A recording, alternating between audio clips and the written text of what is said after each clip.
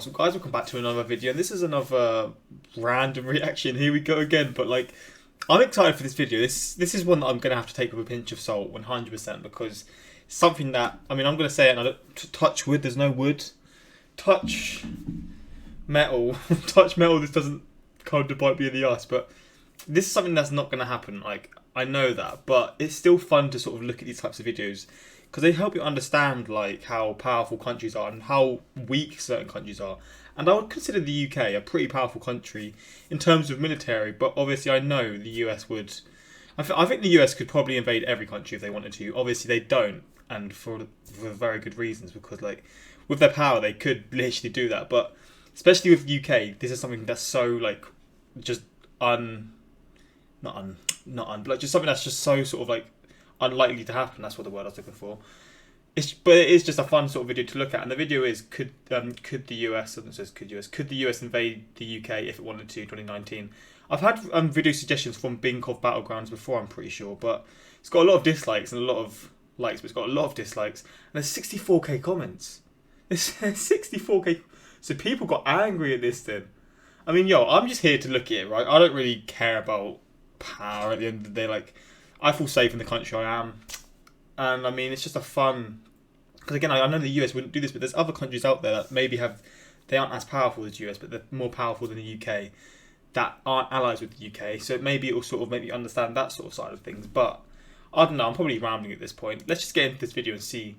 I'm guessing he's going to sort of compare like military power, maybe population and all these different things. I'm not too sure, but let's just get into this. I'm talking too much. We all know US and UK are close allies, and that US armed might is far greater than that of the UK. But just for argument's sake, and to learn what sort of limitations waging warfare across the ocean implies, this video will explore US invading the United Kingdom.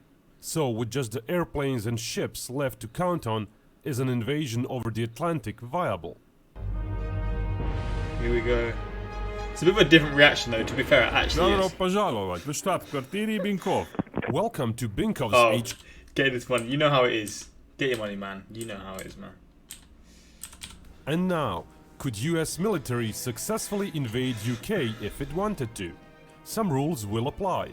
US gets no overseas bases, and all other countries are impassable. Distance from US to UK mainland is pretty big, especially when reaching London. Before trying to land any troops, the seas must first be clear of British ships, and Royal Air Force must be suppressed. US has a massive advantage when it comes... See, this is already... already they're just dominating the seas. ...to naval assets. Basically, all of its assets are made for oceans and could operate near UK if needed. While the Americans would need to sail to and from Britain. He actually made a good point about the bases, because there's already so many US bases in the UK. It would already be made so easy for them to do this if they wanted to. Taking weeks away from their actual if they ever presence, wanted to, which is obviously US Navy could not going to happen. Do whatever it pleases near the UK. It's interesting to point out that most of US ships do not carry anti-ship missiles. US Navy prefers to use their carriers for such missions. British Royal Navy is to go down a similar route. Their Harpoon missiles are old and set to be retired soon. Not all ships have them. Only a minor part of the British fleet has modern air defense systems. Basically, the sea war would be fought above the sea and under it, but the British lacked anti-ship missiles for its aircraft. Furthermore, British Tornado aircraft ceased to train for the anti-ship missions almost 2 decades ago. Basically, if UK had to try and do air raids against US fleet, it would be down to 2 weapons: laser-guided bombs and short-range tactical missiles. Oh, wow. Brimstone in particular might be the weapon of choice. While its warhead is tiny, Brimstone 2 has a decent range. Still, against dozens of potent destroyers designed to deal with many anti-ship missiles at once, it's unlikely UK could do much. British best bet would be their submarines. They're fairly modern. Theoretically, the British could use their ballistic missile subs as attack subs as well, and speed up the entry into service of another astute sub, while keeping one Trafalgar running a bit longer, rummaging for retired... They got 16 of these subs. Look how many they... Oh my days. Look at how many there is compared. What the hell? 90s tech. These are all 90s tech. And these are like 20... The noughties, that's what the word is. And 2010s as well. God damn. That is insane. Sailors to crew it. Still, the British would be far outnumbered. US submarine the fleet least. dwarfs theirs. Given a bit less time on station and British home advantage when it comes to resupply, the balance of power may not be quite 6-1. Still, it's no question the British subs would get hunted down within months. Aerial anti-submarine platforms would also play a large role. And while the British could use all their assets, even just the deployable portion of US assets would be enough to force the British subs into hiding. 460. Furthermore, US carrier-based air power would make it hard for British anti-sub helicopters to operate. The main force projection would be done by US carriers, naturally. US could choose whether to use more carriers initially and then have less available later on, or to maintain a smaller number on constant patrol. To defeat the British Air Force, the former is more likely. US nominally has 11 carriers, but only 9 air wings. It does have an additional support wing, which is a lot bigger. It may be the source of 1 or 2 more combat wings after some months of preparation. But crews aren't the only issue. Lifespan of a carrier necessarily involves lengthy maintenance periods. Important to note is that the deployable period doesn't mean the carrier can actually be on a mission the whole time. Oh, wow. Usually 1 or 2 deployments are made during those 18 months. Missions are usually 6 to 8 months long, and several months are needed to prep the carrier and its wing for another mission. Shorter missions might give more deployments in the short term, but in the long term they would require even more maintenance for every month spent out at sea. Because of all that, it's unrealistic US would send out more than 6 carriers at once, after a few months of prep time. Similar issues would affect the So they basically just have 3 small cities in the ocean, just with like full of aircraft, just around the UK. So like, yeah, you already know that if this was to happen, it would be so easy. Probably easier than he's even making it. Because I mean, I feel like the UK would just be like, you know what, mate, we ain't even got the stuff to deal with this. We'll just let you. Probably would just be the case. aviation assault ships. Maybe not. Perhaps 4 to 6 could be deployed at once after some preparations. Grand total of combat planes US Navy and Marine Corps could muster in a few months long air campaign is thus smaller than the total number of US planes. US might fly in fresh planes to replace ones that got lost. I mean, 316 to 180. I mean, you talk about outnumbered. I don't know, like, which plane is seen as the, or which plane is seen as the best one out of all of these. But the domination just here alone. Flying them over the ocean to a carrier would be doable. What could the British respond 1,000 active, 340 starboard. with? Royal Oh, Air Force mate. is smaller than even the readily available US planes deployed on carriers. Another huge issue for the British That's would be unreal. their lack of air defenses. Everything they currently have are fairly low altitude systems, meaning the US would be free to bomb them from high up with guided weapons. What is air defences? Is that like things that can shoot out missiles from the sky? I don't really know what air defences are, because I've never really looked into this kind of stuff, but that's going to be my guess. If I'm completely wrong, I'm sorry. I'm probably going to be so UK wrong with would that also as well. suffer the US cruise missile barrage. While the Brits have some such missiles of their own, it's unlikely they would be used against the faraway US bases. Even the subs that could carry them would be better utilized for defense of the homeland. While not all could be launched at once, US could sustain the effort. The British Air Force would be mostly paralyzed on the ground. US has also a much bigger recon platform fleet, especially when it comes to satellites. Oh my days. British lack those, as in the real world they timeshare some US spy satellites. US aircraft would be looking for targets as well. Britain would have no real means of scouting the US bases. US AWACS type planes would be plentiful, while British ones would mostly be trapped on the ground, with runways and highways being mostly inoperative. Thus the Oh Royal my Air Force God. would slowly get destroyed on the ground. When they would be able to get some planes airborne, they still may not choose to engage the Americans, as it's likely US attack waves would be made of close to 100 planes with possibly as many fighters as Britain would muster per each local interception, or more. The best Britain could hope for would be a roughly equal kill ratio in the air. And when the losses on the ground are included over months of a protracted bombing campaign, US would still be left with a sizable force. All this didn't even include the US Air Force. While the scenario requires it to use the bases inside the US, Britain could be reached. See, this one here, I feel like I see pictures of this, and it's like the weirdest looking... I'm going to say spaceship, it's not even a spaceship. Weirdest looking plane I've ever seen. Isn't it the black one? But I actually want to see, I swear I've seen B-2 Spirit. I swear that's that like really weird black looking one. I don't know, I might be wrong with that. It's the weirdest looking like thing I've ever seen. It's just so strange. In the sky. Yeah, like, imagine just seeing this, man. Imagine how scared you would be just seeing this. This is like some UFO type stuff, honestly. This is unreal. God damn, that's a cool looking one, I'm not gonna lie.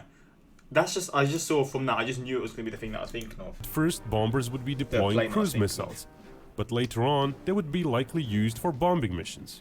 But could the Air Force tactical plane fleet help out as well? With very ample in-flight refueling, the answer is yes. US operates the world's biggest air tanker fleet. The Hercules-based tankers, however, are too small and would use most of the fuel just to get near Britain. Oh wow. Still, the remainder of the fleet has a substantial fuel offload capacity, and tankers could refuel each other. Wait, if such ops may sound complex, but compared to what the British did in Falklands War, they're fairly basic. The British used a dozen tankers to refuel themselves repeatedly, keeping the bomber refueled throughout all of the route. Wow. While all of the tanker fleet would not be available due to maintenance, the rest could still offload significant fuel loads just outside Britain if needed. With several refuelings per plane, US Air Force could still expect to have around 400 combat planes in action practically every day. The British would really have no chance in the air. Within months, the US would have complete control of the air, and thus the second phase of the invasion might commence. By that time, British ships would be mostly dead, even if they hugged the shores and just aided in the air defenses. British submarines might hold out a bit longer, if not being used to actively hunt down US ships. But even if British subs managed to kill 2 US vessels for each of their own, final result would be the end of the Royal Navy. So at around 6 months or so into the war, the landings would be mostly unopposed, except for the Royal Army defending the shores. 6 months would be enough for US to assemble pretty much all of their active and reserve assets. In addition to landing ships, US could count on numerous cargo assets of its Sealift Command and Reserve Fleet in case a port is secured. US Airborne could also help, with the numbers shown probably growing with newly trained paratroopers. Getting additional heavier equipment for them, however, would not be likely, given the time limit. US transport plane fleet is pretty big, and should be able to drop all the airborne troops within days. US could be looking at close to 30,000 troops during the first day, and close to 20,000 more the day after. Subsequent days would see fewer and fewer troops being added, and more supplies being brought in. The British would enjoy more soldiers than shown before. The reserve mentioned covers only the soldiers receiving some training periodically, and soldiers for whom some heavy equipment is stored. In an event of a total war, Britain would be using those 6 months to mobilize as many soldiers as possible. Not me, I am not getting involved, bro. If this comes along, I am not getting... I feel like that's how it works, because I remember like hearing like... I remember like just learning that just...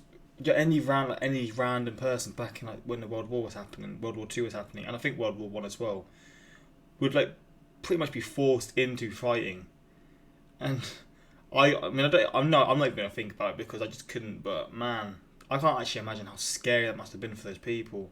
Just random guy just had. Oh, it's just like, what the hell? Possible. Well, they would be equipped with basically just rifles, and while their training would be less than adequate, they would still boost the overall numbers several times. Yet, although soldiers may not be enough, as UK has a problem of geography. Its landmass is just too large. Its coastline is very long. Even when taking just the western part of its coastline into account, the area to be defended is huge. And what about the islands? Perfect for US to take and entrench themselves at, before launching further landings from them. Most of those areas are sufficiently far away from the mainland that British artillery would not be much of a factor. And what about Northern Ireland? There are just too many places for US to concentrate its assault on. The British would not be able to move their forces around easily and protect those islands or the Northern Ireland. So the islands would fall one by one. Then either Northern Ireland would be taken or part of Great Britain would fall. Hard to traverse overland Scotland would be an obvious choice, though that would also slow down US breakthrough as well later on. Cornwall or Devon are also decent picks, as British defenders lack room to swoop down on the US beachhead from all directions, though such areas would likely be more heavily populated by British military to begin with. Once the US manages to secure ports and airfields and brings in US Army reinforcements, it would be basically game over for the British. US would build up its helicopter force. Jesus, man. I mean, you look at these comparisons. Oh, that is insane. Look at this. 3,000 to 203. Total capacity over 3,500 troops. 45,000 troops. That is insane. This is when you truly understand power, isn't it? Makes sense why the UK and the UK government get on so well with the US, right? Force on the areas it has taken, which is considerable. That's unreal. While the British have a fleet of their own to help quickly distribute its forces where needed, their numbers are small. Both sides would of course be losing many helicopters, US to British low-level air defenses and British to US fighter cover, which would continuously be flying over the important areas. The British would have only a small part of shown inventory of heavy weapons present at any one point the US attacks. While US would also not be disembarking thousands of its Abrams tanks or 10,000 of other heavy combat vehicles, the overwhelming fire support coming from various directions would more than make up for it. Fire support from the ships may come in form of MLR units firing from the ships rather than actual gun barrage. US ships still lack long-range gun rounds. Attack helicopters are another way of concentrating force in one area quickly. But again, the British are far outmatched, even if just half of US numbers are present. The issue for the Americans would be time. As the scenario asks what can be achieved within 1 year, US would be under pressure to progress from their multiple beachheads. Northern Ireland is likely to fall within the 1-year time limit, but only minor parts of the Great Britain would be overrun by the Americans during the same time period. The British would put up a hell of a fight. This is really in-depth, isn't it? Ground troop loss ratio would favor the British somewhat, but when Air Force and Navy losses are added in, where Britain would suffer more heavily, the US would come out fine. With added large chunks of conquered territory, the US could call itself a victor. Big thanks goes to all my patrons on Patreon. I'm not one of those people who gets like offended by this type of stuff. You see how this has got so many dislikes. I just find this stuff interesting. I don't know why people get so sort of triggered by this sort of stuff, because it's just a concept. It's just an idea. And I mean, again, touch wood, no wood. Just touch glass this time. This doesn't happen. But it's just interesting to sort of see these comparisons, and it just makes me realise like the power the US has. But like, I think that's just sort of the beauty of the most powerful country being the US. It like is like the fact that they don't really. I mean, from my perspective, I don't feel like they use their power to try and.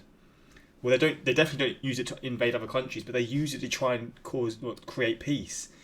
It's like a weird sort of way to put it. Like, you have all these things to create peace, but I actually don't think that's the best way to sort of like put it. Like, you've got all these things like NATO, again, to like have peace, and like it was to do with like Russia, etc. back, or the Soviet Union back in the day. Sorry, but like, yeah, it's just interesting seeing these things, and it's also interesting seeing how power changes. Like 100 years back, maybe a bit more than that. People from the UK probably would have never expected this. People from the US would have probably never expected this. It's just an interesting sort of thing to happen. But I do really enjoy this stuff. And if you guys want more of these reactions, please let me know, because I'm down to do more of them, honestly.